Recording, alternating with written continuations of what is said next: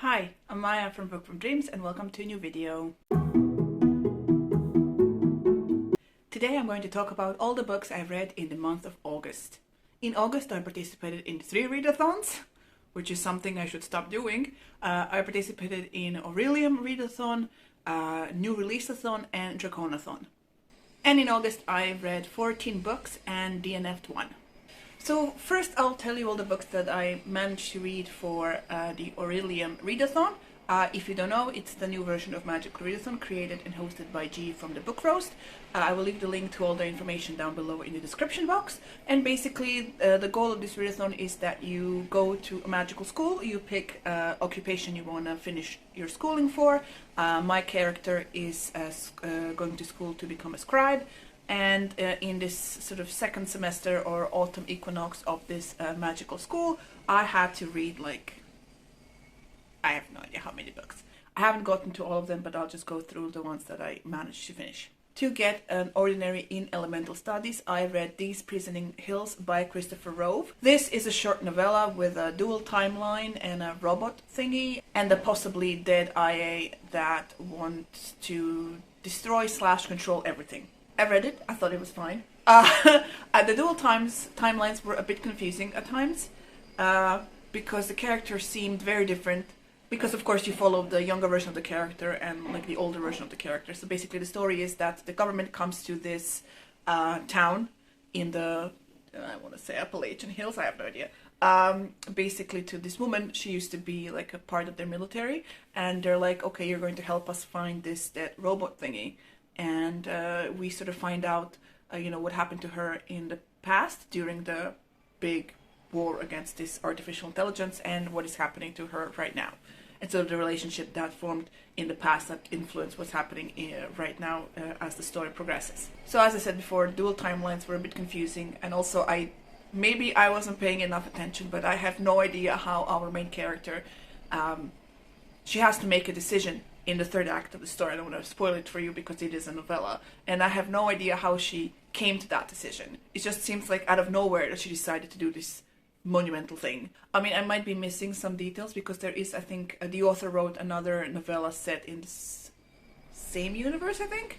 So maybe I'm missing some information. To get an ordinary in lore, I read Ruby Fever by Ilona Andrews. This is not the book I wrote for my TBR, but that's the book that ended up being for that. Basically, this is book 6 in the Hidden Legacy series, which is an urban fantasy series in which you follow the Baylor family as they sort of come to their own magic and stuff. Since this is book 6, I can't really tell you much. What I can tell you that in each book, there are 2 trilogies right now. In the first trilogy, we follow Nevada Baylor as she gets involved in political machinations and stuff. In the second trilogy, we follow her sister Catalina. Same things happens to her, but on a grander scale. And each of the characters, of course, sort of meets their love interest, and we follow also the development of that romance and that relationship throughout the 3 stories. What is the coolest thing about these books is the side characters. The whole Baylor family actually is just fantastic to read about, and I mean the books are fast-paced and interesting, and it's very easy to get sucked into the world, and it's such an enjoyable read. I really love it. The 6th book did sort of wrap up a lot of plot lines that we got from the first book, from the other books before that, and so it seems like an ending, but I don't want it to be an ending because I want to read more about the Baylor family because they're amazing. The book I had for this prompt was Dead Silence by S.A. Barnes, which I DNF'd at 33%, I think. So this was a story about they're like a salvage crew, but they find this long-lost space cruiser. And basically you find out in the first chapter that every one of the crew members have died, and you basically are supposed to read the book and figure out how that happens. And our main character, the captain of this crew, has some previous trauma that affects her, who she is and how she does her job and whatnot. She's basically, she's so messed up. It was just so... First of all, I started this book on audio, and the narrator was so dramatic, it was awful. And every time our main character had a moment of doubt, it was so over dramatized that I just gave up. And then I started reading it on my Kobo, and it did not get better. I did not like any of the characters. I find found them very unlikable. I did not even care about the mystery of this space cruiser. I just could not get over how unlikable the characters are, because, you know, I hate it when you have like a space crew and people are so incompetent. Like, how did you get in this to be a part of this crew that lives in space, works in space, and flies around in a fucking spaceship, and you basically fall apart at any sign of trouble, of some mystery. That's not the captain. You have like a young character. I mean, young. She was like a person who just sort of finished school, and this was like her first job or whatnot. And it was so fucking annoying. And I just couldn't, and I DNF'd it. So yeah, that's my one DNF for this month. To get a qualified in lore, I read Sandlin Ascents by Josiah Bancroft. Not the book I put on my TBR, but this is another one. This book was a book club book for Christina, myself, my sister, and another friend. We have a book club, and in which we pick like 12 prompts from the Read Harder challenge, and then we pick books for that. And this was my pick. I do not remember which prompt for, but we read the book, and I really, really enjoyed it. So this is a book about Thomas Sandlin. He is a school headmaster, and he just got married to his younger wife, and they go to their honeymoon to visit the Tower of Babel, which is like a humongous building, and each floor of this building it's called a ringdom. It's like a different world altogether, and of course he loses his wife somewhere at the base of this tower, and so he decides to go through the tower to try and find her. And as he goes through the tower, he meets so many people, and he meets so many things happen to him. It's a very fascinating world. It's a very fascinating story, and I really, really enjoyed reading it. The book has a very unique vibe that helps with sort of the randomness of everything that's happening. It just seems like random things keep happening to Thomas, and just sort of propels him forward or up the tower. And, you know, it's so different and strange. And I know if I had to read it, I would not enjoy it as much as I did while listening to it on audio. I had The Age of Ash for this prompt, but I just didn't have time to get to it. So thankfully this one fit this prompt, so that's the one I'm picking. So to get an ordinary in Inscription, I read The Two Towers by J.R.R. Tolkien. That is, I listened to the Andy Serkis audiobook. And okay, so here's the thing with Lord of the Rings. If you're like me and the first movie came out while you were like in 8th grade or 7th grade, and then the second movie came out and the third movie came out, and you were like, oh my god, this is so cool, and I want to read the books. And you have, and you're like, okay, I read it, but they're such classics, so I have to give them high stars. So that's what I did. And now rereading them again, you know, with the help of the Andy Serkis audiobook, it definitely elevates the whole thing, because I understand that Tolkien is the granddaddy of fantasy, and I understand that without him, we would not get all the fantasy that we have right now. And really, that's fantastic. But for the generation who gets to read Sanderson and Abercrombie and Martin and, you know, Leigh Bardugo and Naomi Novik and all the other authors that have, you know, created their worlds and stuff influenced by this one, it's kind of slow and it's kind of boring. I mean, the world building is, you know, fantastical. It really is. It's just, you know, amazing. But dude, so many songs, so many poems. Not a big fan of poems and songs. But yeah, what I found, what I forgot, you know, because I read it a million years ago, is that basically the books are sort of set in two parts. So the one part follows the rest of the Fellowship without Frodo and Sam as they go to try to find Merry and Pippin. So they go through Rohan and meet Eomer and Theoden and Eowyn and Wormtongue and whatever happens with them. Then they go to Isengard, and we sort of follow what happens with Merry and Pippin and how they get to the Fangorn Forest, and what happens with, oh my god, that part of the audiobook. If I had to listen to that on normal speed, I would have died. It was so, and I listened to it too on 2.2, and it was so slow. I mean, you know, with the, oh god, what are the trees called? With Treebeard talking, it was like so slow, and I was, oh my god. You know, we sort of find out, you know, what happens with Saruman, and then on the other part of the book, we follow Frodo and Sam as they go continue on with their mission to destroy the One Ring, and they meet Faramir, and they meet Gollum and Shelob, and it's like, thankfully I've seen the movies, and it helps me visualize. So if I had to read it, I would have DNF'd it as well. Andy Serkis does a fantastic job with the audiobooks, but as I said, may seem a bit boring after all the fun stuff that we get to read. To get a qualified in inscription, I read The Boys Volume 1 by Garth Ennis. If you've watched the show, then you know what this is about. This is about a group of vigilantes who fight superhumans and superheroes who are actual deplorable, despicable human beings in this anti-superhero graphic novel. I don't know.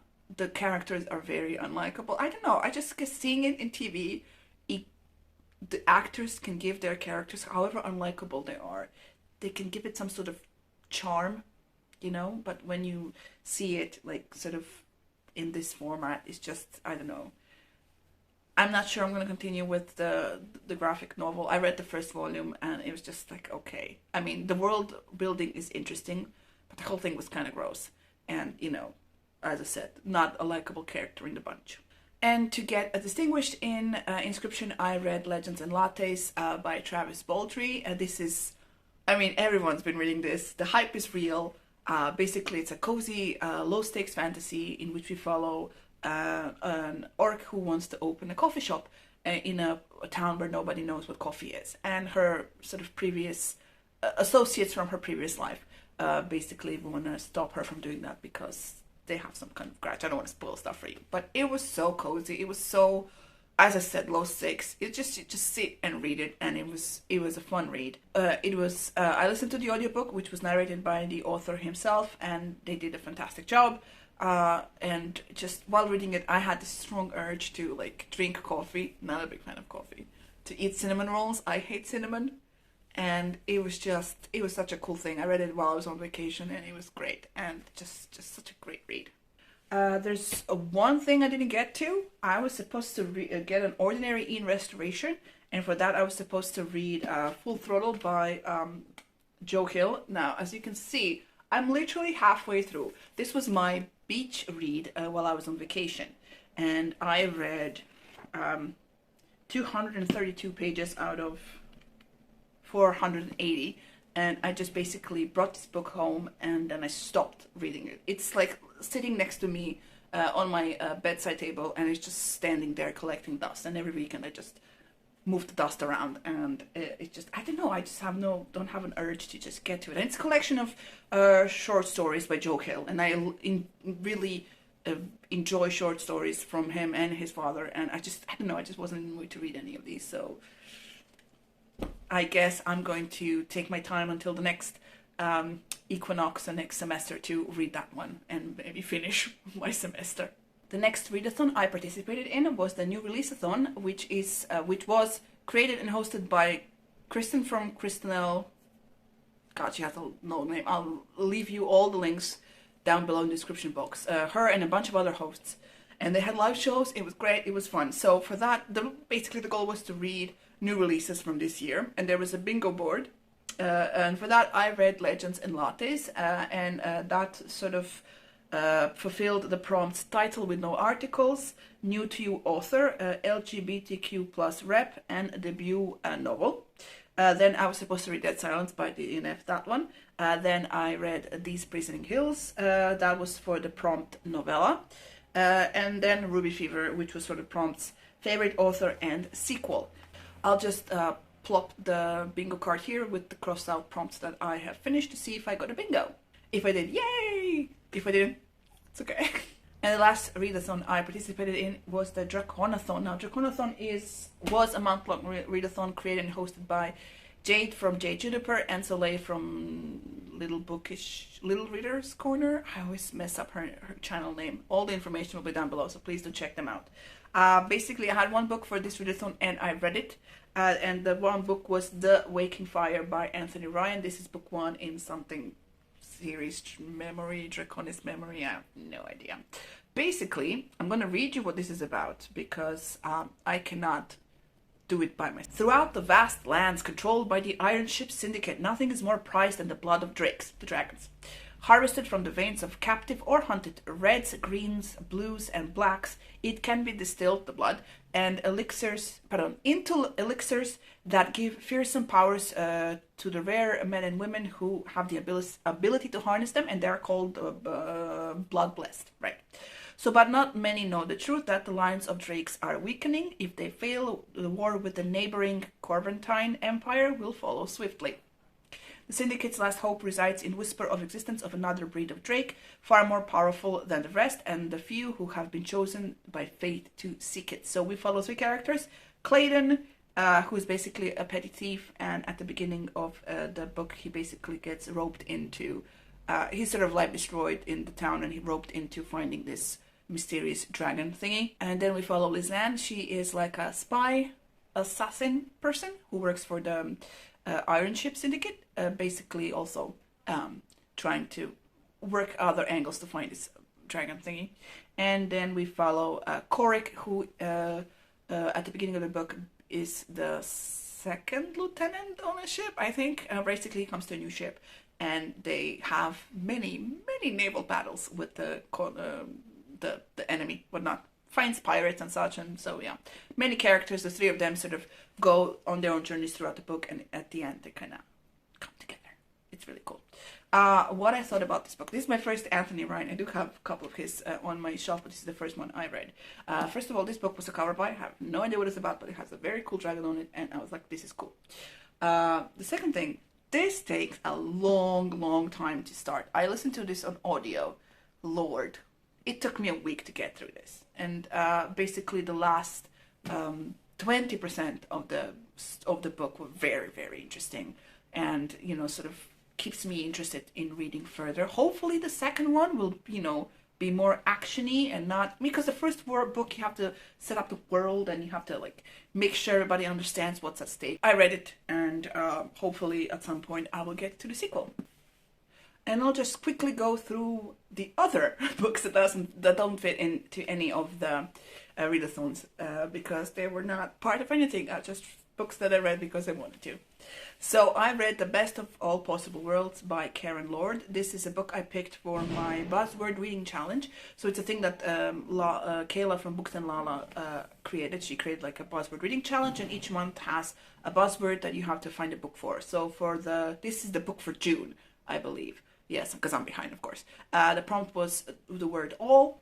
And this is a book in which basically an alien society gets almost destroyed by their enemy. And so the remnants of this alien race finds themselves on this planet with humans who are somehow genetically connected to them. I have no idea. So basically their goal is to survive and thrive, but they're very rigid in their culture and what they want, right? So they have to find people to build their society. So basically this is actually a 2-year slice of life stories, and I usually dislike slice of life stories, but this was interesting enough for me to keep reading. We follow sort of these 2 characters that come from 2 different cultures, and then sort of coming together, first as colleagues, then as friends, and then at the last fucking chapter as romance, even though the whole thing is sort of loaded as some not loaded as a romance, but basically saying like, there's a romance in this one, and there is, but like at the end, as I said, the overall plot was interesting enough for me to keep reading. And this story does have some very interesting sci-fi elements, because there's like this whole telepathy thing going on, and controlling others with your mind and stuff, and but it got a bit philosophical at times, which I was like, okay, whatever. But yeah, I read it. So next I read 2 stories by Katrina Jackson. I read Dolce and I read Neighborly. Dolce is a short story in her The Family Mafia Romance series, in which we follow Giulio and Zara. Basically at some point Giulio's boss has to go to figure out some problem, and he's left in charge of their mafia outfit, right? And so he basically, throughout the book, he's like, I don't want to do this, I just want to stay at home with Zara and, enjoy her and enjoy our relationship together, which I do a lot. It was a short story with lots of smut and just sort of smatterings of Giulio beating people up and being a mafia boss. It was fun. Neighborly is book 2 in Katrina Jackson's erotic accommodation series. I didn't read book 1, I just read book 2 because everybody was talking how awesome it is. It was fine. In this book we follow 2 couples who basically at some point become a polyamory. I said armory, it's not armory. Polyamory, whatever. They become a thing together, right? My problem is that I'm not sold on the polyamory. I can't fucking pronounce that word, I'll write it here. I'm not sold on that as a concept. I just basically spent the whole book wondering how that would work in real life. It's an erotica. It has plus size representation, which I always appreciate. And also the relationships here are both, you know, they're loving and they communicate all the time. It's not, there wasn't any jealousy, there wasn't any like third act fights and breakups and whatnot. It's just basically, you know, the men in the relationship recognizing that their partners are sort of interested in, you know, their neighbor and, you know, sort of working together to make sure that happens so that everyone is like satisfied, I guess. It was fun. And everything else I read is basically some sort of paranormal sci-fi romance. So I read Trapped in, oh my god, Garoreve. I have no idea how to say that name. So basically this is Ellie Andrews' 3rd book in her series, in which we follow women who find this town that I cannot pronounce, translated into Wolf's Dream or whatnot. Basically they find it, they get stuck in it, and to sort of figure out how to get out of this town, because the town is magical and won't let them, they have to figure out the relationships that they find themselves in. The first book we have Ariana and Colburn, who is the alpha of all the wolf shifters in this town. Then in the second book we have, my god, the guy's name is, I can't remember the girl's name. Basically I know the woman is, she's a nurse. So she comes to this town to sort of work for the town doctor, or open her own clinic to help, get stuck, and then basically helps people and works on the relationship, and then, you know, decides to stay and whatnot. And the third one is basically Gina. Gina is sort of stuck in her life because she's under the thumb of her mother, and her mother basically set up her life like you are going to be a doctor. Well, she doesn't really do well with blood, so it was like, do you want to be a lawyer? No, you can be a doctor or something to that. And so she, I think, is like a biochemical engineer or some sort, and she hates her life. She hates, you know, that she does what her mother, you know, tells her all the time. So she gets to the town and her car stops. So she meets Tristan, who is like the mechanic, and both of them have so many issues, and so they sort of go through the book working that out. What I do enjoy about these books is that in the sequels, the women immediately know that they're stuck here, because in the first one, it's like the whole thing throughout the entire book. The first book, the woman was so stigmatized that she's like did not care, did not even notice that she was stuck in this town for like months. But in the second and third book, they like knew immediately, because they told them like, oh, you're stuck here. And in the third one, he was like, oh yeah, you're stuck here, you're my mate, and we're like, I'm a wolf. And, you know, it's like, it's fun to get, you know, to read the story from that perspective when everything's on the table. You're like, what the fuck? And, you know, trying to figure out how to get out of this town and whether to come back or not. And it's you know, it's a fun read. I really, really enjoyed them. Then I read Found by the Lake Monster by Lillian Lark. I read, this is like a short story in her Monstrous Match series. Basically the books, what was it? Stalked by the Kraken and Deceived by the Gargoyles is by her, from that series. Basically, a girl is walking through the forest and she gets lost, and someone finds her, and that someone is like a monster. But I mean, they're not human. But I also think that she is sent by the matchmaker that we meet in the first 2 books to be his date. Because I think, oh my god, his name is also Adrian or something. Basically, he is some border creature. I forgot. And this is like his last heat that's happening. So he wants a date to sort of figure out that he can, you know, if he can make a family with this person. And, you know, she's I think her name is Anne. She's like, okay, let's do this, why not? And, you know, when he figures out that she's not the witch that's supposed to be his date, stuff happens, there's angst, there's stuff. But, you know, it all ends happily in the end. Then I read Unnatural by Alessandra Hayes. This is book 1 in the Wrong Alpha series. It is about a political arranged marriage, and it also deals with alpha, beta, omega power dynamics in the werewolf world. There's a planet at war. There are two countries. The two alphas are sort of forced in a political marriage to show some space federation thingy that they can, work together so they can become part of this space federation union thingy. So they, get married and stuff happens from there. Now, this book was such a surprise because, first of all, I like arranged marriages that are not supposed to work but do, and this sort of, two of them being werewolves and both alphas sort of gives it a different kind of spin. It works because of communication. Like, when they get together,